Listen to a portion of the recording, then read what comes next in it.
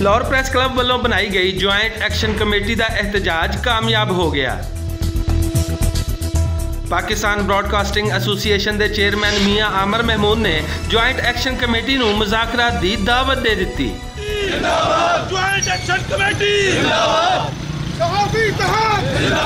Joint action committee ने वक्त TV के अगे धरना दे के साबित कर दिता है कि सहाफ़ी एकमुठ हो जान ते फिर कोई भी सेठ माफिया साफी कारकुनां दा माशी कतल नहीं कर सकता। अपने अदारे की साख ते इज्जत बचाने लई दुनिया टीवी ते PBA के चेयरमैन मियां आमर महमूद ने सहाफ़ी कारकुनां दीयां जबरी बरतरफियां ते मज़ाकरात लई ज्वाइंट एक्शन कमेटी नाल राबता कर लिया है। लिहाजा ज्वाइंट एक्शन कमेटी ने दुनिया टीवी अगे धरना देने की काल वापस ले ली है।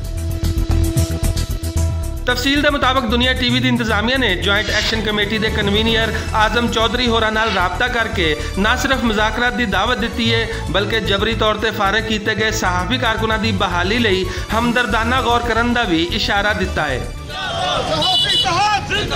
सेठ माफिया वालों माशी तौर पर मफलूज किए जाने वाले सहाफ़ी कारकुनां का आखना है कि जे सहाफ़ी रहनुमा NG एकमुठ होकर सहाफ़ी कारकुनां के माशी तहफ़ुज़ वास्ते इकदाम करते रहन तो फिर किसी भी सहाफ़ी कारकुनां के माशी कतल की जरूरत नहीं हो सकती।